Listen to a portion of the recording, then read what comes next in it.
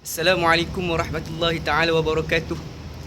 Okey, baru saja mendapat permintaan daripada seorang pelajar daripada Mahad Tahfiz Sains Tanah Merah yang inginkan beberapa bentuk kata-kata nasihat berkenaan dengan cabaran seorang pelajar tahfiz apabila berada di dunia luar. Okey, tidak dapat dinafikan bahawa terlalu banyak cabaran sebenarnya bagi orang-orang yang mendalami ilmu agama. Termasuklah bagi kami, kepada diri saya sendiri sebagai salah seorang daripada da'i. Terlalu banyak cabaran. Sebenarnya cabaran di dalam pentas da'i itu tidak ada apa sangat. Yang paling penting adalah cabaran kita apabila berhadapan dengan masyarakat luar. Jadi, di antara cabaran yang akan dihadapi adalah yang pertama sekali, kita tidak akan lari pada fitnah. Tambah-tambah apabila kita melakukan perkara-perkara yang dituntut oleh agama Allah Subhanahu Wa Taala ini, sudah tentunya ada cabaran dan juga degaan yang perlu kita hadapi. Jadi yang pertama sekali, persediaan yang utama bagi seorang yang mempelajari ilmu agama ini, yang pertama sekali adalah untuk sentiasa bersedia menghadapi sebarang fitnah ataupun juga dugaan daripada masyarakat luar.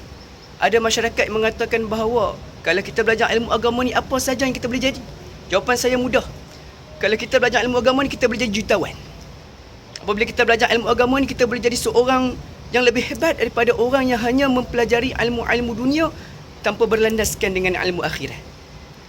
Adik-adik, cuba tengok daripada kisah daripada yang berlaku pada zaman sahabat. Sayyidina Abu Bakar As-Siddiq merupakan seorang jutawan.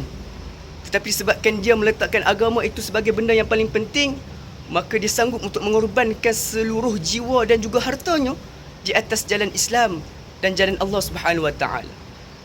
Yang keduanya, kalau kita tengok pada hari ini, kita lihat ramai orang yang berjaya disebabkan oleh adanya ilmu agama yang diletakkan sebagai metod utama dalam penyampaian. Tak salah kita jadi doktor, adik-adik. Kalau kita jadi doktor yang meletakkan agama sebagai benda yang utama. Bila kita melakukan pembedahan, kita baca bismillah. Itu yang penting. Kalau nak jadi jurutera, nak jadi engineer, letakkan juga agama sebagai pegangan utama kita. Barulah apabila kita nak melakukan satu binaan itu, kita melakukan kerana niat ikhlas untuk membantu, untuk membina.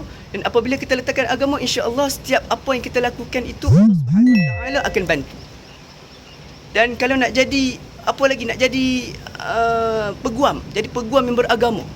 Apabila kita menjadi seorang peguam yang beragama, jadi insya-Allah apabila kita melakukan ataupun menyelesaikan suatu masalah, kita melakukan ianya berlandaskan keadilan seperti mana dituntutkan di dalam Al-Quran yang berkatakan bahawa apabila kamu didatangi dengan dua orang yang memiliki masalah ataupun perbalahan, maka adilah mereka dengan seadil-adilnya.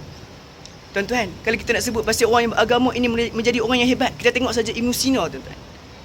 Ibn Sina ni, kalau kita nak sebutkan berkenaan dengan dia seorang doktor yang hebat. Dia bukan saja seorang doktor yang hebat, malah dia juga seorang hafiz Al-Quran. Dia menghasilkan kitab-kitab, sebagai salah satu contohnya adalah kitab At-Tib. Kitab At-Tib ni, kalau kita tengok, kitab ini sangat-sangat hebat sehingga mana orang kata apa, pengkaji-pengkaji daripada barat pun mengambil ilmu-ilmu daripada kitab At-Tib.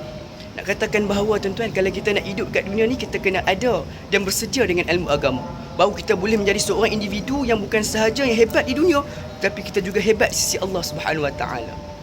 Dan adik-adik, seterusnya, sekiranya kita ingin menghadapi cabaran di luar sana, perlulah melakukan persiapan daripada segi mental dan fizikal.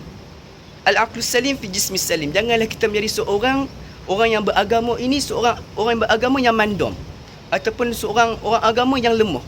Bila disuruh melakukan sedikit kerja, kita merasakan malas, kita merasakan berat tulang, dan sebagainya lagi. Dan yang ketiganya, saya ingin berkongsikan bahawa salah satu lagi matlamat ataupun cabaran yang perlu kita tepuhi apabila kita berada di luar sana adalah cabaran daripada segi wang ringgit. Tak dapat dinafikan, adik-adik. Bila kita belajar agama ini, mungkin ada ataupun mungkin sukar sedikit untuk kita memasuki kerja-kerja yang melibatkan dengan profession ataupun professionalism. Jadi jangan risau, sekali kita berusaha. Dan ingatlah satu prinsipnya yang mengatakan bahawa sekiranya kita tolong agama Allah, Allah Subhanahu Wa Taala akan tolong kita. InsyaAllah, sekadar perkongsian ilmu daripada seorang hamba Allah Subhanahu Wa Taala yang fakir dengan ilmu ini.